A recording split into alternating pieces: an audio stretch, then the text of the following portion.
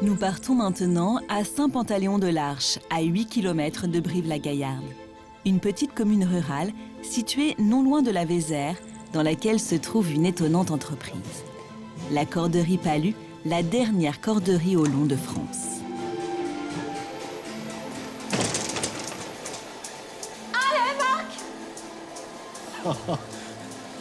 Quel endroit incroyable! Stéphane, explique-moi ce que vous êtes en train de faire. Et bien là, on est en train de commencer la fabrication d'un cordage. Là, Marc qui est en train de tirer ses fils pour retordre ses torons. Et puis Sandrine qui change les bobines au fur et à mesure qu'elles se vident. Je regarde quand même ce bâtiment. Ouais. Quelles sont ses dimensions? Il fait 280 mètres de long, voilà, sur 16 mètres de large. C'est aujourd'hui l'un des plus grands bâtiments qui existent pour la corderie? Alors, en activité, oui. On est la dernière corderie traditionnelle au long, encore en activité en France.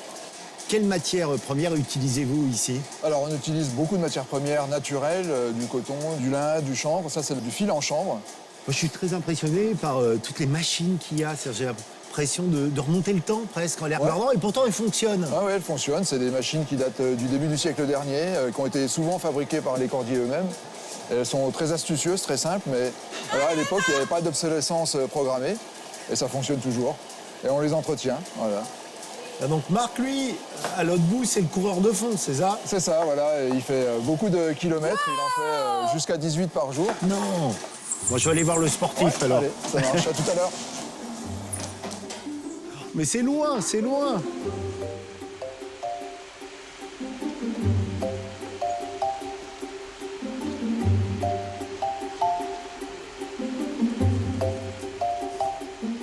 Comment s'appelle cet étrange objet en bois et à quoi sert-il? Alors, c'est le poussoir tout peint.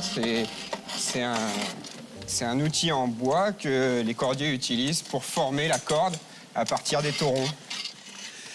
Je comprends maintenant l'intérêt d'avoir en fait un bâtiment aussi long. C'est ça. On tire nos fils sur 140 mètres au moins pour avoir une corde de 100 mètres finie. Moi, j'imaginais pas que c'était aussi physique que ça, parce que toute la journée, il y a ces allers-retours, quoi. Voilà, et bon, on s'imagine pas, mais une corde là, comme ça, qui est une corde des plus simples qu'on fabrique, elle passe entre 4 paires de mains. Ah oui, je me trompe ou en fait, tu gardes toujours le même rythme en marchant? Non, c'est important d'avoir toujours le même rythme, parce que, en fait, on veut avoir un pas régulier. Voilà, pour le cordage, pour que le cordage soit régulier. Mais alors, comment tu fais pour avoir le bon rythme? Il faut avoir une musique dans la tête. Donc on a chacun notre petite musique à oui, nous pour avoir le rythme. bon pas. Chacun la sienne? C'est ça. Et alors, pour toi, c'est quoi? Et bah là, moi, par exemple, j'ai ACDC. Ah ouais.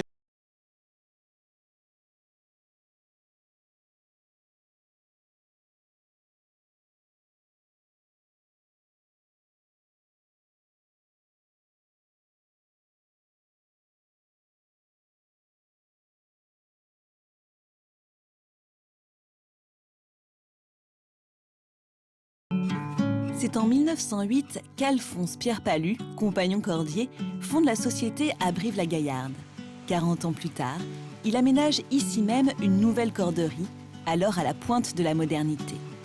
Depuis, la société a eu des hauts, mais aussi des bas, au point d'être menacée de fermeture.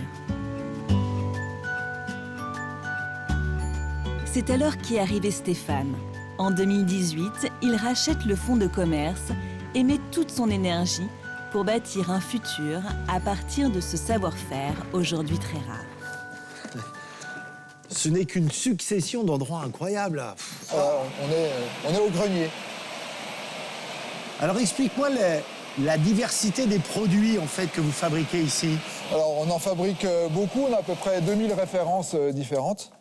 Et, 2000 références? Voilà. Et ici, particulièrement, on fabrique que des produits pour l'élevage.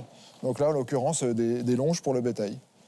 J'imagine que pour te lancer dans cette aventure, c'est que tu viens d'une famille de cordiers, ça a toujours été ton domaine. Non, pas du tout. Pas du tout. Je viens de la métallurgie et de la déformation à froid des aciers. Voilà. Et alors, comment tu t'es retrouvé dans cette aventure? Eh bien, j'ai eu un vrai coup de cœur le jour où je suis rentré dans cette corderie, le jour où j'ai vu travailler Maria. C'était un mois de septembre. Je suis rentré ici, à cet étage-là. Elle était en train de travailler et voilà, j'ai eu un vrai coup de cœur pour elle. Comment t'expliques ça? Qu'est-ce qui t'intéressait tant dans le projet lui-même? Le fait que ce soit vraiment un patrimoine artisanal, que l'entreprise soit en difficulté aussi, qu'elle risquait de disparaître. Et puis, je me disais qu'il y avait encore de la place pour des beaux cordages en France en matière naturelle. Et voilà, j'y ai cru.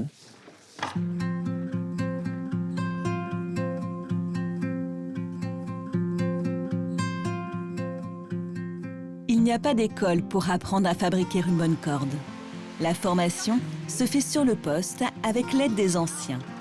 D'où l'importance de salariés comme Maria Fatima, mémoire vivante de la corderie Palus. Et là, tu reviens petit à petit, regarde, pour l'arrondir.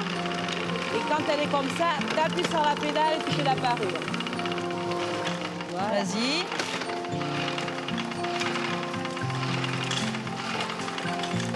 Maria Fatima, je découvre en fait à quel point c'est difficile de faire une belle pelote. C'est ce que tu es en train d'expliquer à Julien. C'est quoi le secret? Ah ben le secret, le savoir-faire. Le savoir-faire, l'ancienneté. C'est vrai que là, il est en train d'apprendre et ça se passe pas trop mal. C'est très important pour toi de transmettre. Hein. Ah oui, ça c'est sûr. Oui, parce que là, c'est vrai qu'il y a une belle équipe de jeunes là. Et l'envie, et c'est vrai que c'est un endroit unique, c'est un peu exceptionnel. Et ça fait combien de temps que toi tu es dans cet endroit? Bientôt 44 ans, donc c'est ça. C'est très physique, on le voit, les conditions peuvent être difficiles, il fait très froid en hiver, il peut faire très chaud en été. Et pourtant, on sent chez toi, alors je vais peut-être dire du plaisir, c'est peut-être pas le mot, en tout cas de la satisfaction du résultat. C'est quand même unique ce métier, c'est pas, il y a de l'avenir. Faut pas que ça se perde, quoi. Faut que ça continue.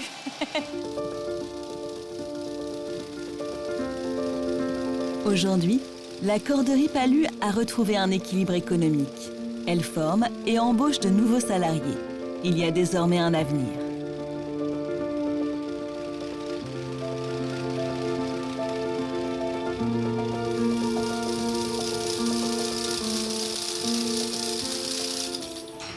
Déborah, tu as, comme tout le monde ici, un attachement à cette entreprise, mais pour toi, il y a un petit quelque chose en plus, je crois.